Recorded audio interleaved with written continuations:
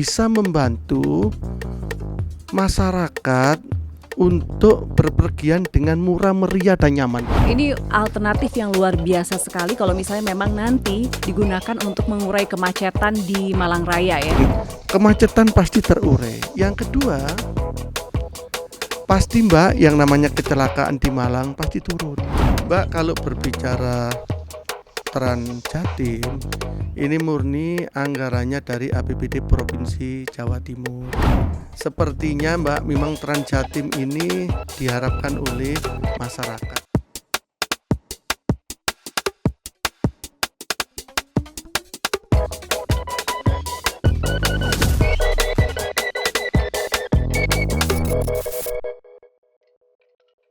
Halo sedulur Kompas TV, piye kabare? Senang banget podcast saja Sapa Jatim kembali hadir lagi. Dan kali ini seperti biasa kita akan menghadirkan tamu-tamu inspiratif di Jawa Timur. Dan kita juga akan membahas soal informasi-informasi terkini di Jawa Timur. Saya Virgianti Kusumah dan kali ini kita menghadirkan satu narasumber luar biasa, yaitu Bapak Siadi Sarjana Hukum. Beliau adalah anggota Komisi D DPRD Provinsi Jawa Timur. Assalamualaikum Bapak. Waalaikumsalam Mbak Virgi. Senang banget loh kita kedatangan Bapak hari ini. Matur sembah nuwun. Kalau lihat dari halusnya Bapak ini dari Malang Raya Pak, dapilnya ya, Malang, Kabupaten Malang, Kota Batu begitu ya Pak ya. Ini saya lihat juga dari profilnya Bapak ini sudah malang melintang di dunia politik sejak tahun 2004 nggih. 2004 3 periode di DPRD Kota Kabupaten Malang nggih, dan 2 periode itu sebagai wakil ketua DPRD. Kemudian setelah itu tidak putus langsung meningkat ya ke DPRD Provinsi Jawa Timur. Iya, Mbak. Luar biasa sekali Bapak. Iya, sembah nuwun, Mbak. Itu memang ada dari keluarga gitu Pak yang terjun ke politik atau memang Bapak pertama kali di keluarga yang terjun ke politik? Iya, Mbak Virdi.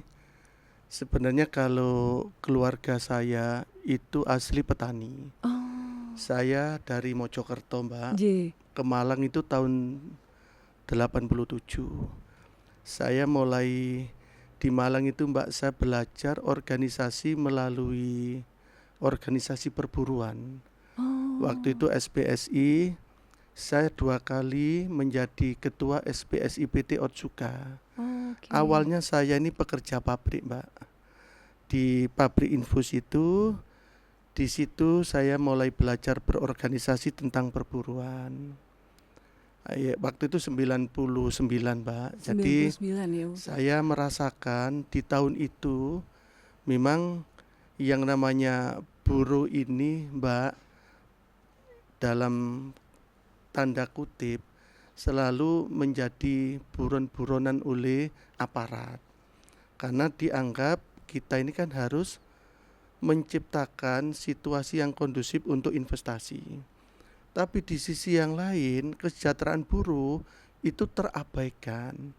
Berangkat dari situ akhirnya sempat PT Otsuka itu Mbak hampir 7 hari mogok. Dari situ saya sempat dibawa ke Kodim, dan berangkat dari situ akhirnya teman-teman pekerja Otsuka yang jumlahnya waktu itu hampir 1.600 mendorong saya untuk berkiprah di organisasi politik. Ceritanya seperti itu Mbak. Jadi nggak sengaja kecemplung sebenarnya Pak ya? Nggak sengaja Mbak. Nah ini kan Bapak juga sempat mengenyam pendidikan di Malang ya Pak ya, di Universitas Wisnuwardana Malang. Ini berarti sebelum atau sesudah aktif di SPSI Pak? Mbak, saya pada saat kuliah itu sambil kerja di PT Otsuka Mbak Firly. Keren banget Pak. Ya paginya saya kerja, sorenya saya ngambil ekstensi itu loh Mbak, di Wisnuwardana. Ya tentunya molor Mbak, tapi alhamdulillah akhirnya selesai juga. Oke, jadi justru pendidikan politik itu justru terjun langsung ke organisasi yang menyuarakan suara para buruh waktu itu ya Pak ya. Nah itu kan ada dari tahun 99 ke kemudian di 2004 Bapak mulai terpilih sebagai anggota DPRD Kabupaten Malang maksud saya. Nah itu Nggih. perjalanannya itu apakah langsung bergabung ke Partai Golkar atau sempat berkelana ke partai lainnya? Mbak Firdi, pada saat itu kebetulan tokoh buruh yang ada di Malang itu namanya Mas Rendra Krisna. Ji. Beliau ketua DPC SPSI Kabupaten Malang. Saya ada di ketua PUK di perusahaan farmasi Otsuka Lawang. Sama beliau saya memang diajari untuk belajar di DPC SPSI Kabupaten Malang. Ya, karena pada saat itu yang namanya perjuangan buruh pada saat deadlock di tingkat Disnaker, pilihannya kan pasti turun ke jalan, Mbak Virgi. Ya, dari situ akhirnya Mas Rendra menyampaikan, Mas Yadi kalau belajar politik ke partai. Kebetulan Mas Rendra sudah di DPRD Kabupaten Malang, Mbak Virgi. Oh, jadi justru mentornya itu sudah terjun duluan Iya, ya. akhirnya saya sampaikan ke beliau, kebetulan reformasi itu kan nggak banyak orang tertarik megang partai kan Pak, apalagi Golkar. Karena pada saat itu kan ya hampir di semua tempat banyak yang dibakar kantornya. Iya, tahun Pengurus. 99, Iya, 98 itu lagi betul. kritis-kritisnya waktu itu ya. Nggih. Karena perubahan dari Orde Baru ke reformasi Nggih, begitu. Mbak, nggih. Dari situ Mbak akhirnya saya sempat diminta menjadi ketua Golkar Kecamatan Lawang. Yang bantu saya ya teman-teman Otsuka yang 1.600 itu Mbak Virgi. Kecamatan yang lain di wilayah Kabupaten Malang banyak yang kalah. Hanya 2 kecamatan yang menang, Lawang sama Pujon, Mbak. Akhirnya dari situ ya berlanjut Mbak, belajarnya di tingkat kabupaten, masuk di jajaran pengurus partai. Berarti butuh waktu 5 tahun dari pertama kali bergabung di politik ya, dari Nggih. 99 sampai 2004 Nggih. hingga mewakili Partai Golkar di DPRD Kabupaten Malang, Ji, Pak. Nggih. Nah ini kan untuk terjun ke dunia politik itu nggak gampang Pak. Orang bilang selain orang tuh harus kuat kalau mau masuk ke politik. Kuat pendukung, kuat modal, kemudian juga kuat mental. Nah kok mau Pak terjun ke dunia yang nggak gampang ini? Mbak Virgi, dunia politik itu kesannya memang seperti itu. Sebenarnya kalau kita ke sana itu ada tujuan, ya insya Allah hanya bisa tujuan itu diwujudkan melalui partai politik. Karena Mbak Virgi, hampir yang nata belanja per tahun di kabupaten itu kan ya melalui politik ya Mbak, yang ada di badan anggaran. Kalau kita diminta oleh masyarakat terkait dengan ada jalan rusak, ada jembatan yang patah, ada irigasi yang nggak jalan, itu kan tidak mungkin ya Mbak kita mampu membiayai dari uang saku kita. Yang bisa kita lakukan melalui peran kita, bagaimana aspirasi masyarakat itu bisa diwujudkan. Yang terpenting Mbak waktu itu dalam diri saya, karena memang saya itu tidak ada keluarga yang bermain di politik, mulai bapak saya sampai keluarga-keluarga. Saya hanya kepingin bagaimana kita hidup ini ada manfaatnya. Ya alhamdulillah Mbak, melalui saya di DPRD Kabupaten Malang yang pertama, berangkat dari Kecamatan Lawang, Singosari, Pakis, saya berupaya melayani masyarakat yang terbaik. Saya menyadari Mbak, yang namanya saya di DPRD itu kan pelayan masyarakat ya Mbak. Makanya waktu itu ya dengan Mbak, senang hati kalau ada masyarakat menyampaikan aspirasi, manakala kita bisa, ada sebuah kebanggaan. Tapi memang DPRD itu nggak semua bisa dilakukan loh Mbak. Kami ini bukan pengguna anggaran, tapi kami mendukung saja Mbak Virgi terkait dengan penyusunan anggaran. Nah itu kembali lagi Pak, tidak ada latar belakang sama sekali di dunia politik dari keluarga. Terus kemudian politik tuh bukan sesuatu yang mudah, sengit di dalamnya ya Pak ya. Nah apalagi pengalaman pertama ketika bergabung di SPSI itu bukan pengalaman yang manis, tapi justru kena di kodam segala gitu ya. Mbak. Kok tetap berani maju gitu Pak? Mbak, di Serikat Pekerja SPSI itu yang menjadi misi perjuangannya sebenarnya kan masalah perut nih Pak. Dan di situ tuh Mbak Virgi, kita nggak dapat apapun dari teman-teman buruh. Tapi ya karena ada kesamaan nasib saja yang kita rasakan, akhirnya kita bisa bersama-sama berjuang untuk itu. Dan saya paham Mbak Virgi, resiko waktu itu, waktu saya dibawa ke Kodim itu Mbak, Marsina baru saja dikubur. Iya, itu masih rame-ramenya waktu iya itu Pak, jadi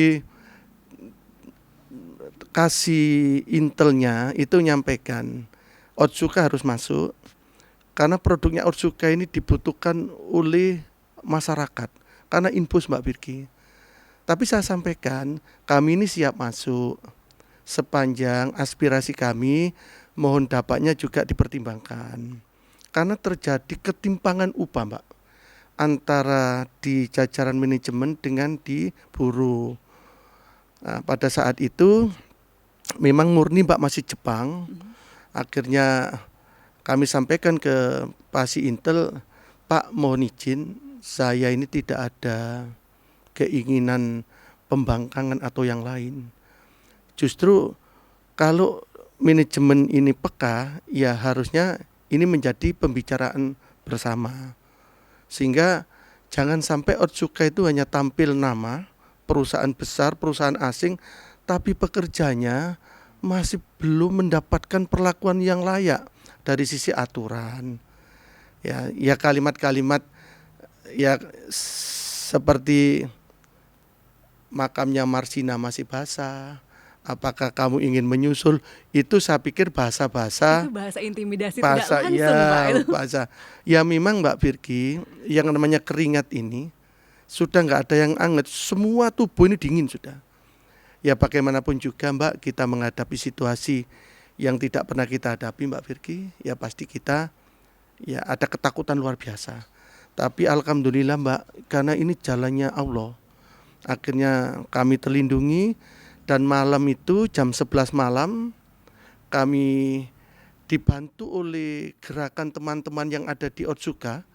Teman-teman banyak yang bawa jerigen diisi minyak bakar Mbak, diisi gas itu.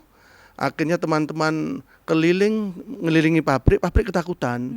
Saya jam 11 malam diambil Mbak, diambil oleh Pak Dan Ramil dan Jepangnya berunding. Ya alhamdulillah doa dan perjuangannya teman-teman dikabulkan Mbak, ada kenaikan upah waktu itu. Ya itu liku-liku Mbak, perjalanan yang menyenangkan. Kalau hari ini saya rasakan menyenangkan Mbak. Kalau waktu itu pasti takut banget Pak. Kalau waktu itu Mbak ya stres, ya macam-macam Mbak waktu itu. Terus waktu ketika akhirnya sudah kadung nyemplung nih ya untuk mewakili masyarakat. Waktu itu masih mewakili buruh, tapi kemudian beralih ke mewakili masyarakat. Keluarga apakah langsung support dengan keputusan Bapak waktu itu? Mbak, waktu itu saya baru nikah, punya anak 1. Istri menyampaikan agar supaya niat saya itu bisa dipertimbangkan. Karena istri saya ini Mbak, ya memang ada trauma mendengar dari situasi yang di Otsuka. Waktu saya ketua Otsuka masih bujang Mbak Virgi. Tapi istri saya ini orang lingkungan Kalirejo Mbak, dekat Otsuka. Sehingga tahu kejadian Otsuka waktu itu. Sempat disampaikan agar dipertimbangkan untuk berkiprah di politik. Ya pemahaman Istri itu kan ya wajar ya Mbak, mungkin karena sering melihat berita di koran maupun di TV bahwa politik itu seperti yang Mbak Virgi sampaikan tadi itu kan memang tensinya tinggi. Lebih baik waktu itu saya disarankan untuk tetap di Otsuka Mbak. Tapi saya sampaikan ke istri, semua pilihan itu pasti ada resikonya. Yang terpenting kita di politik itu harus menjadikan itu sebagai sarana untuk berbuat kebaikan. Saya sampaikan itu memang dan tidak mudah Mbak. Saya mengalami kegagalan di pencalonan itu 2 kali loh Mbak. Oh, jadi Mbak sebelum Virgi. berhasil 2004 itu Iya Mbak. harus pahit dulu ya Pak? Iya Pak. Jadi ya waktu itu kan begitu saya pegang Golkar Kecamatan Lawang Mbak. Karena memang saya ini buruh, kemampuan ekonominya kan terbatas Mbak Virgi. Saya hanya punya Vespa tahun 78. Waktunya kampanye sebagai ketua, kan kita nggak bisa Mbak Virgi tidak berbuat sesuatu. Iya. Iya dengan terpaksa Vespa waktu itu kejual. Tapi alhamdulillah Mbak, di balik itu ternyata berkahnya saya rasakan hari ini Mbak Virgi. Ngaten. Oh, jadi padahal kan ya itu saya ungkapkan pada sebelumnya bahwa untuk masuk ke politik itu kan harus kuat semuanya, tapi justru yang dukungan dana itu dulu waktu itu minimalis ya Pak ya? Mbak sangat minimalis. Sebenarnya Mbak, memang yang ideal di politik itu Mbak Virgi, salah satunya harus aman di dapur. Saya waktu itu belum aman Mbak di dapur Mbak. Tapi karena memang semangatnya teman-teman Otsuka mendukung saya dan Mas Rendra juga memberi kesempatan saya untuk berkiprah, akhirnya Mbak saya memberanikan diri seperti itu. Bahkan Mbak, saya pernah periode kedua di kabupaten, suara saya itu tertinggi se-Indonesia Mbak, tingkat kabupaten. Tingkat kabupaten Tertinggi luar Mbak, biasa. ibaratnya ya saya bawa kursi sendiri lengkap Mbak, masih sisa suara. Waktu itu hampir 29.800 berapa gitu loh Mbak. Sedangkan kursi cuma 22.000. Ini semua Mbak saya dapatkan ya karena perjuangan teman-teman saya. Kalau teman-teman saya nggak bantu saya secara ikhlas Mbak, sepertinya apa yang saya buat untuk mengamankan suara Mbak Virgi. Ya kalau sekarang kan memang lebih masif itu saja. Jadi situasinya seperti itu Mbak Virgi. Gimana cara Bapak untuk mendekati akar rumput selain dari background di SPSI? Nggih Mbak, kebetulan saya itu di kegiatan-kegiatan kemasyarakatan itu sama teman-teman. Ya di pertanian saya ini di Dapuk Mbak. Ada dianggap dituakan ya Mbak, di Gapoktan, di Poktan. Ada peternakan Mbak, saya ini juga waktu itu di Dapuk. Ya karena memang teman-teman ternak itu Mbak Virgi ya pernah mendapatkan sesuatu melalui kegiatan di kabupaten. Di sepak bola mulai awal itu Mbak saya dibentuk jadi ketua koordinator kecamatan sebelum adanya Askap Mbak. Oh. Nggih. Terus di Karang Taruna Mbak Virgi saya juga dilibatkan. Ya berangkat dari beberapa kelompok-kelompok masyarakat itu Mbak Virgi, akhirnya saya banyak dibantu oleh teman-teman. Ya alhamdulillah Mbak, teman-teman ini menurut saya ya ikhlas lah Mbak membantu saya itu. Kalau ada hitungannya Mbak, mungkin saya nggak mampu untuk menyelesaikan hitungan itu mungkin. Ya berangkat dari situ Mbak, dengan semakin banyaknya teman, ya alhamdulillah kemarin periode ketiga kabupaten saya lancar. Setelah itu periode pertama provinsi Mbak, saya dapat berkah dari doa teman-teman banyak. Dan hari ini masuk di periode kedua. Itu semua bukan karena saya ini hebat, bukan Mbak, bukan. Itu semua karena jalannya Allah melalui teman-teman yang membantu saya siang malam tanpa memikirkan apa yang didapatkan. Kadangkala berangkat dari situ Mbak Virgi, saya itu merasakan ternyata kalau kita bisa berbuat, hidup ini ono maknai ngono lho Mbak. Oh, kok bisa mereka seloyal itu Pak? Padahal yang dibayar aja belum tentu loyal seperti itu. Nggih, Mbak Virgi, saya periode pertama, kedua, ketiga ini jujur ke panjenengan. Mungkin saja perbincangan ini kan pasti nanti dilihat teman-teman yang di Malang Raya. Mbak, saya itu nggak tahu persis kenapa teman-teman tidak pernah saya beri sesuatu, tapi teman-teman ini Mbak nggak pernah lelah untuk jalan bantu saya. Mbak ngapunten, suara saya tertinggi se-Indonesia waktu itu saya juga nggak beli suara. Nggak beli suara Mbak. Yang pertama juga nggak beli suara. Yang di provinsi kemarin Mbak, bahkan saya ini banner saja Mbak di wilayah saya Lawang, kebetulan rumah saya Lawang, bannernya itu bisa dihitung loh Mbak, kalau enggak 12 per desa satu, yang lain juga banyak. Ya saya merasakan Mbak, ternyata teman-teman yang ada di Lawang menyampaikan, Pak Siati enggak mencalonkan ta? Mana yang dicariin? Nggih, Dicari sama warga ya Pak ya? nggih, mencalonkan Bapak Ibu. Tapi kok gak ada bannernya ya? Iya Pak, bannernya ini masih kurang saya. Berangkat dari situ Mbak Virgi, akhirnya ya saya di Lawang itu hampir nggak turun Mbak. Karena sebagai ketua DPD Golkar, saya khawatir Mbak, dapil lainnya saya kehilangan kursi. Akhirnya saya fokus di Kepanjen, saya fokus di Tumpang Mbak Virgi. Di Lawang saya sama sekali, alhamdulillah suara tertinggi saya di Lawang masih luar biasa Mbak.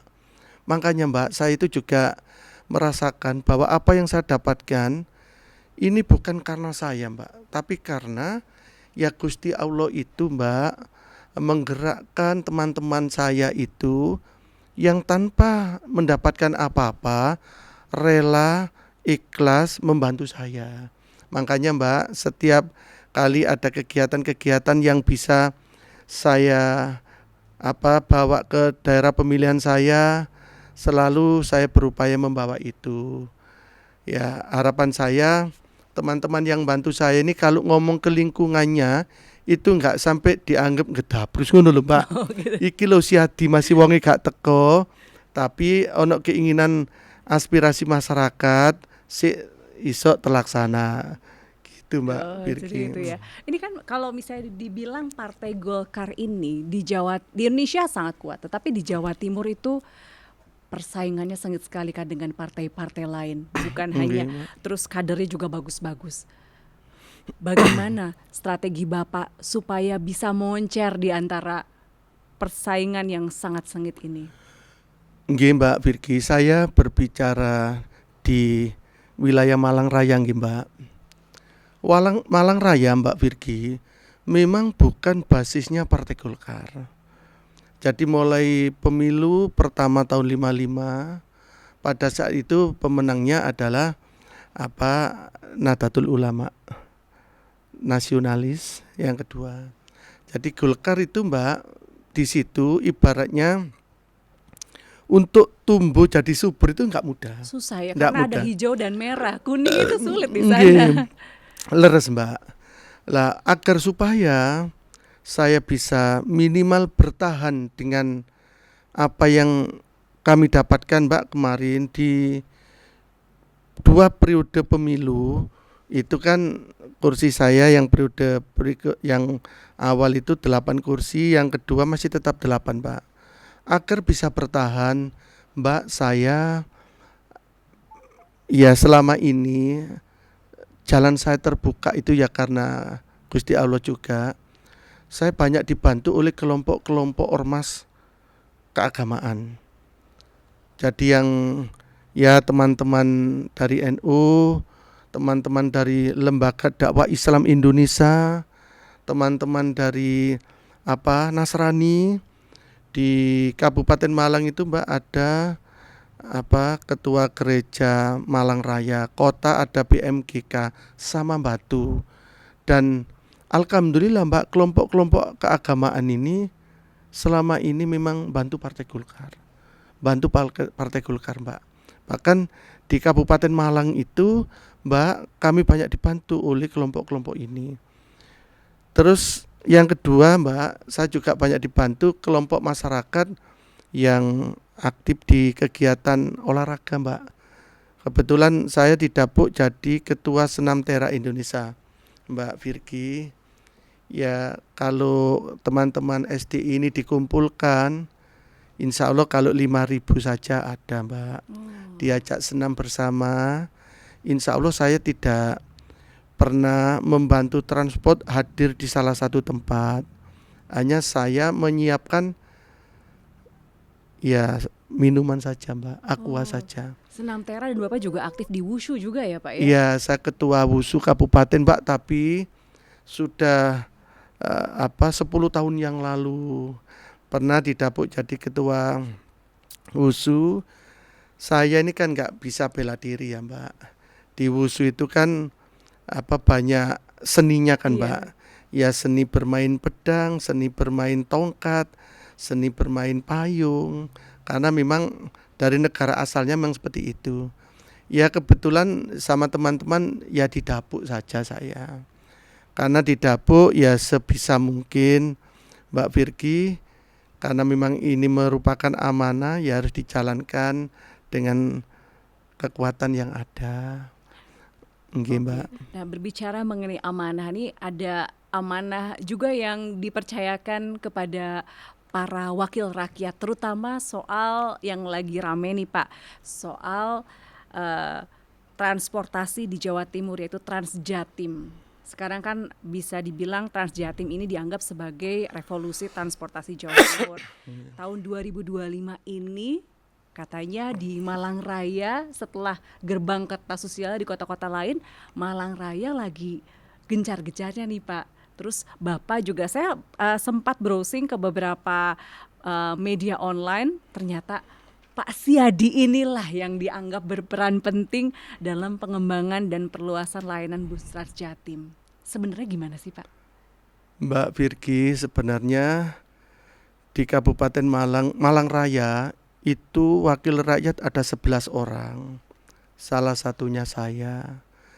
Jadi rencana koridor Malang Raya itu juga bukan dari saya saja Mbak Virgi. Ya dari teman-teman anggota DPRD Provinsi, insya Allah ikut menyuarakan. Kebetulan Mbak Virgi, saya di komisi yang membidangi terkait dengan perhubungan, dan di dalamnya ada kegiatan Transjatim itu. Awal mulanya Mbak Virgi, karena koridor Mojokerto, Pasuruan, Sidoarjo, Surabaya sudah terbentuk. Setelah itu koridor Mojokerto ini mengembangkan sampai Kota Batu Mbak Virgi. Lewat Cangar Mbak. Yang kemarin pada saat hujan lebat itu pernah terjadi longsor itu loh Mbak. Ya, longsor itu besar. nggih. Ada banjir juga ya Pak. Nggih, itu. Akhirnya kami menyampaikan kepada provinsi agar supaya setelah Mojokerto ke Batu untuk bisa dilanjutkan ke Malang Raya. Saya mengamati Mbak Virgi, Mojokerto yang ke Batu awalnya kan dilayani oleh 6 armada Mbak, tapi belum bis Mbak Virgi. Masih elep yang panjang itu. Nggih, elep yang panjang itu. Waktu itu Mbak, kehadiran penumpang ini rata-rata ya volumenya bagus Mbak. Akhirnya mau ada tambahan lagi, terjadi longsor yang di Cangar itu Mbak. Nggih. Dari longsor itu masih ada trauma masyarakat untuk naik Transjatim dari Mojokerto ke Batu. Kemarin dari 4 armada ini Mbak Virgi tinggal 1. Akhirnya penumpang banyak yang tidak terlayani. Berangkat dari situ saya berpikir karena Malang Raya ini destinasi wisatanya luar biasa, Mbak. Malang Raya ini ya ibaratnya kota pendidikan. Kami sampaikan kepada dinas terkait agar supaya Trans Jatim Malang Raya direalisasikan. Karena transportasi itu, Mbak, merupakan transportasi yang pertama, Mbak, bisa membantu masyarakat untuk berpergian dengan murah meriah dan nyaman, Mbak. Karena selama ini, Mbak Virgi, saya dengarkan orang Mojokerto yang ke Sidoarjo Pasuruan, karena memang ya termasuk pinggir ya, Mbak, selalu kalimatnya begini, naik Trans Jatim itu loh nyenengno, karena yang melayani itu pakainya kan seperti pramugari. Iya. Nah, kalimat Bagus. itu, Mbak, bagi orang-orang yang agak tempatnya di pinggir itu kan ada kekaguman, Mbak. Berangkat dari situ, karena memang Malang Raya ini destinasi wisatanya itu bagus, bahkan lengkap, Mbak. Ada wisata buatan di Batu, ada wisata alam di Batu, juga wisata alam di kabupaten, ada wisata pantai yang ada di kabupaten, Mbak. Dari Blitar sampai Lumajang itu, Mbak, ada 49 wisata pantai. Terus kalau wisata religinya ada lereng Arjuna, Mbak, sama Gunung Kawi. Ini, Mbak, yang datang bukan orang lokal saja. Iya, karena memang sudah skalanya nasional, Leres. bahkan internasional. Leres, kalau Mbak. untuk Batu, Malang, Kabupaten Malang ya. Nggih, leres. Maka dari itu, kalau Trans Jatim ini bisa dilaksanakan di Malang Raya, saya meyakini, Mbak, pelajar, mahasiswa yang selama ini, Mbak, menjadikan Malang terutama kota itu macet, itu jadi terurai gitu loh, Mbak Virgi. Karena semuanya pada menggunakan Trans Jatim, nggak pakai sepeda motor, nggak pakai mobil pribadi. Kemacetan pasti terurai. Yang kedua, pasti, Mbak, yang namanya kecelakaan di Malang pasti turun. Karena orang menggunakan transportasi roda 2 ya lebih rentan daripada naik bis ya, Mbak. Itu pasti turun. Yang ketiga, masyarakat bisa Mbak, saving uang untuk tambah belanja. Karena kemarin itu saya mendengarkan rencana awal itu, Mbak, walaupun ini belum detail ya, Mbak.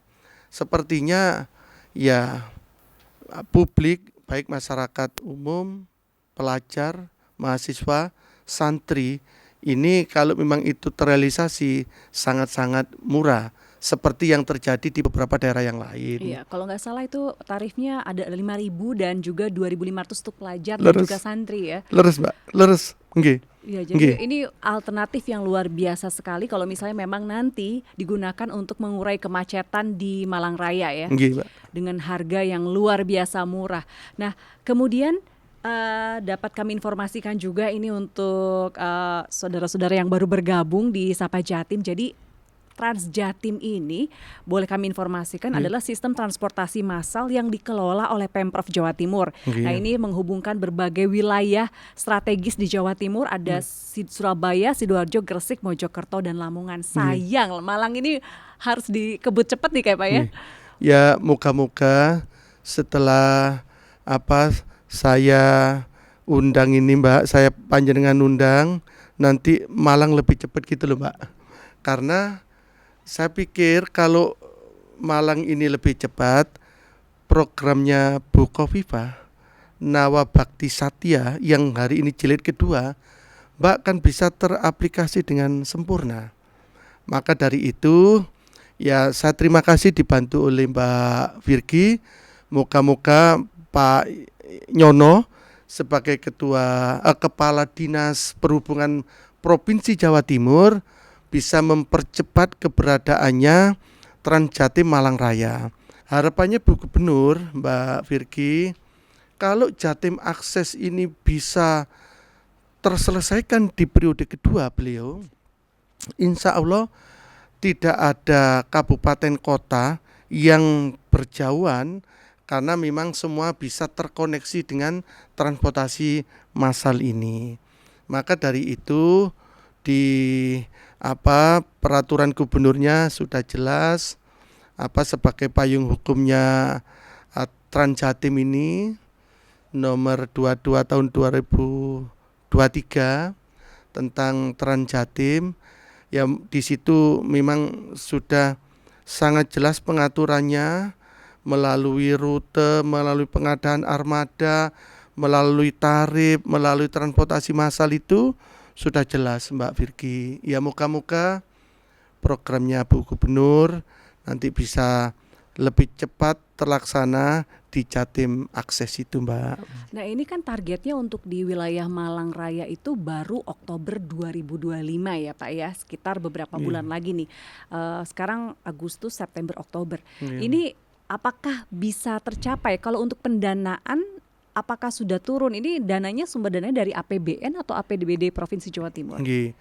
Mbak, kalau berbicara Trans Jatim ini murni anggarannya dari APBD Provinsi Jawa Timur. Dan sebagai pengampu Dinas Perhubungan, insya Allah sudah ada persiapan-persiapan Mbak.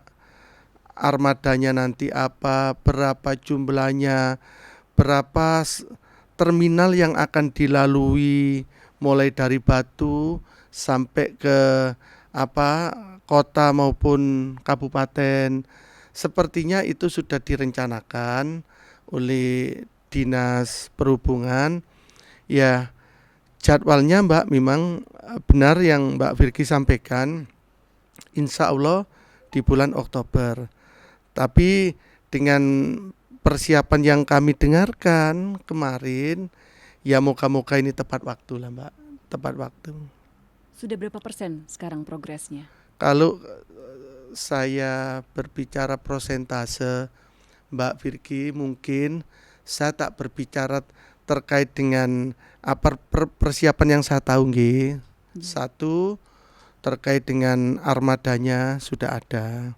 Yang kedua, mulai terminal Batu sampai terminal kota, sampai terminal yang ada di Telagir itu kalau nggak salah Hamid Rusdi itu kemarin sudah dirancang.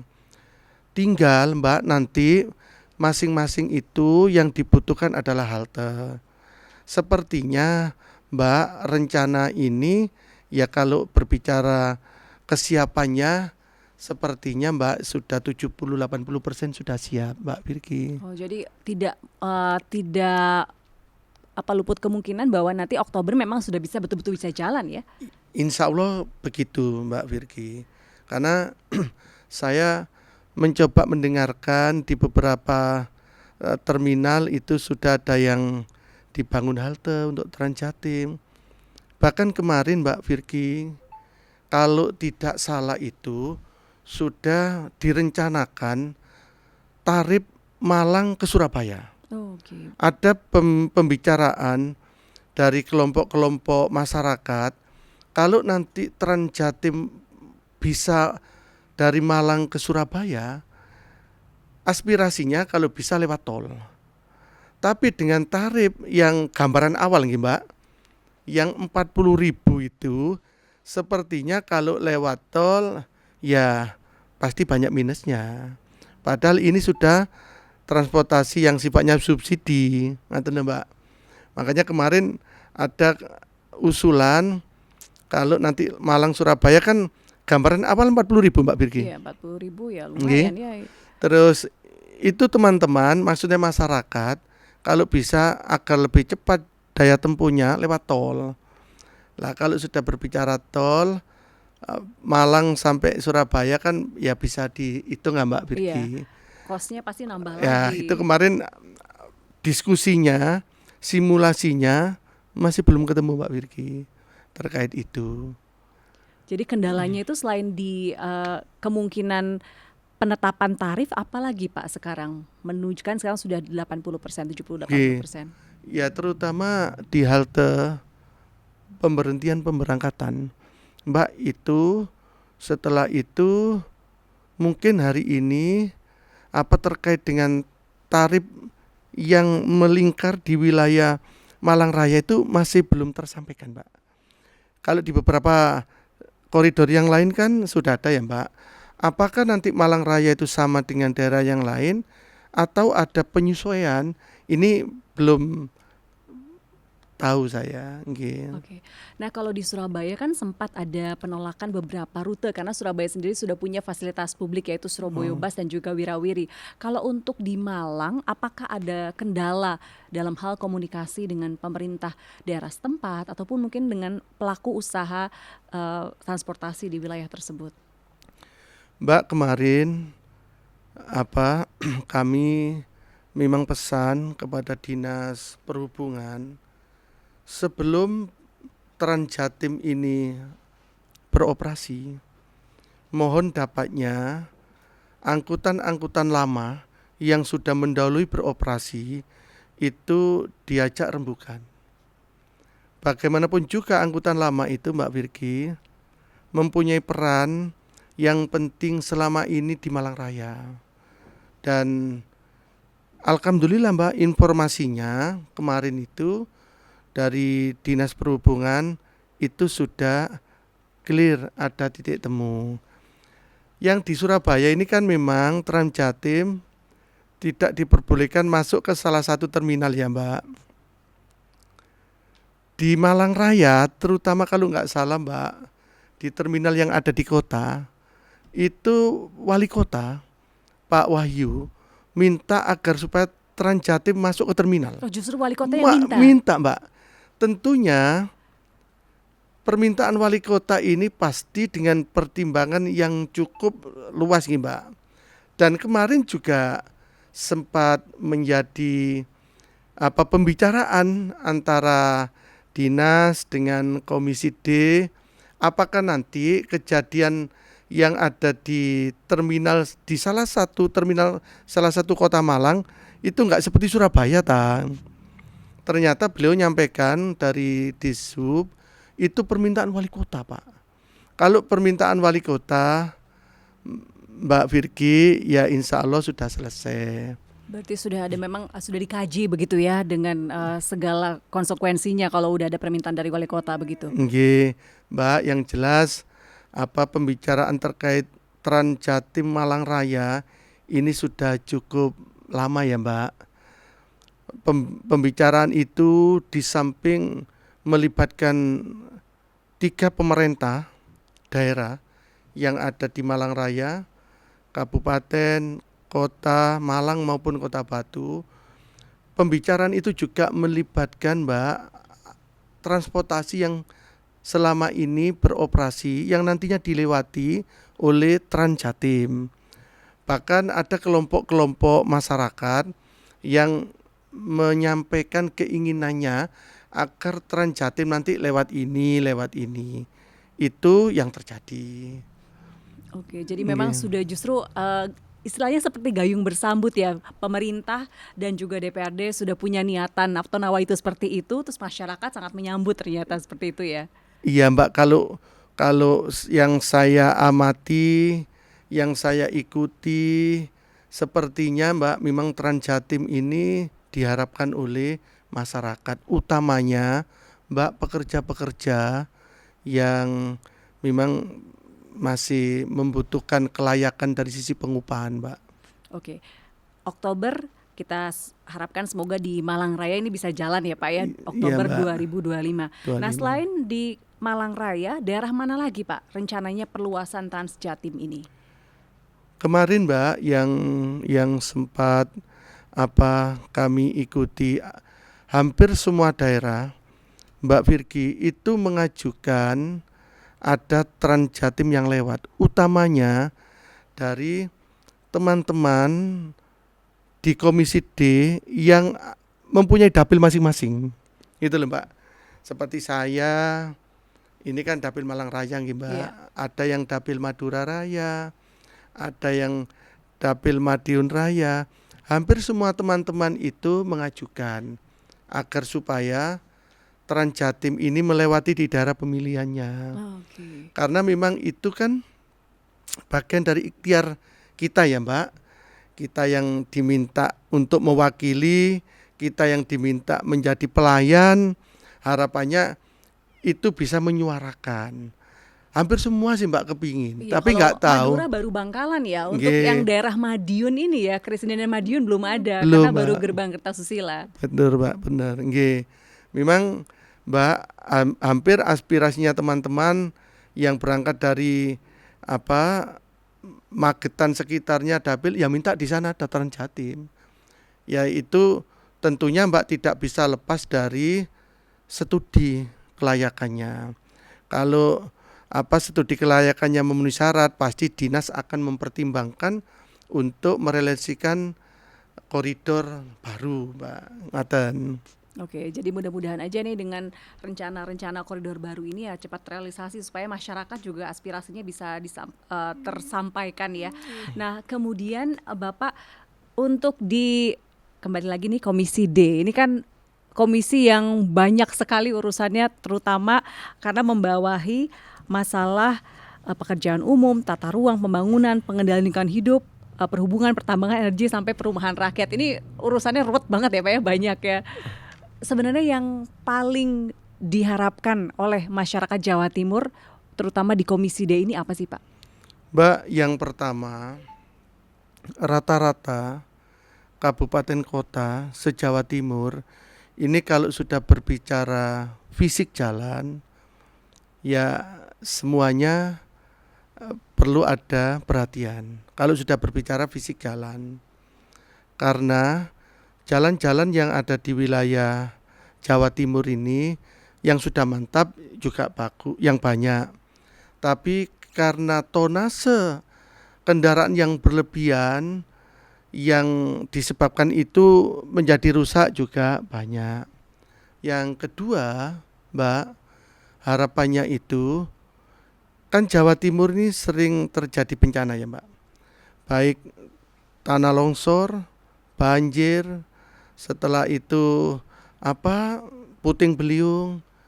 Harapannya masyarakat yang ada di Jawa Timur ini begitu terjadi bencana, ya mohon pemerintah cepat tanggap untuk mengembalikan kembali sarana prasarana umum yang rusak itu.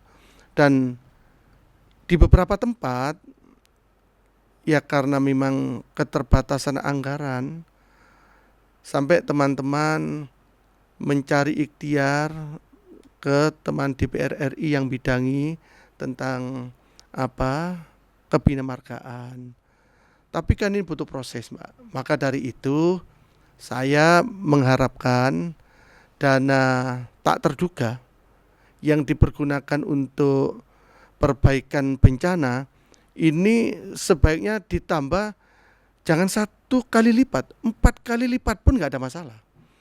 Karena dana tak terduga ini kalau nggak kembali itu kan nggak hilang Pak, itu kembali ke Kasda dan bisa dianggarkan, diagendakan untuk kegiatan tahun berikutnya. Karena kalau dana tak terduga ini ya nggak bisa mengakses problem-problem yang ada, yang rugi masyarakat. Yang selama ini sih seperti itu Mbak, yang kalau berbicara masalah di kecipta karyaan ya di situ memang aspirasi masyarakat beragam Mbak, karena ya tidak semua di masing-masing desa itu masyarakatnya Mbak aman rumahnya bisa layak, itu enggak semua, masih banyak yang membutuhkan bantuan itu. Salah satu perbaikan rumah itu juga menjadi harapan dan cita-cita. Kalau rumahnya sehat kan pasti Mbak, yang ada di dalamnya jadi sehat. Kalau rumahnya kumuh ya pasti menimbulkan penyakit ya Mbak Virgi. Baik. Jadi, Bapak, terakhir Bapak, kalau misalnya dalam acara ini Bapak punya kesempatan untuk berbicara kepada masyarakat Jawa Timur, terutama para pendukung Bapak yang setia, yang luar biasa sekali, yang Bapak bilang tadi, Bapak itu dulunya bukan dari dinasti politik, bukan dari politik, tapi bisa sampai hari ini tetap berdiri bahkan mewakili mereka. Apa yang ingin Bapak sampaikan? Yang pertama, Mbak Virgi, saya mengucapkan matur suwun, Mbak, atas dukungan, atas kepercayaan yang ikhlas kepada saya. Dan yang kedua, saya mohon maaf, Mbak, karena apa? Tidak semua sebagai anggota dewan itu, Mbak, saya bisa merealisasikan apa yang menjadi tujuan, cita-cita, keinginan mereka. Saya masih banyak keterbatasan. Saya berharap saya inginnya maksimal, tapi mohon dapatnya melalui doa dukungan teman-teman itu bisa menghantarkan cita-cita teman-teman untuk menjadikan Malang Raya menjadi yang lebih bagus.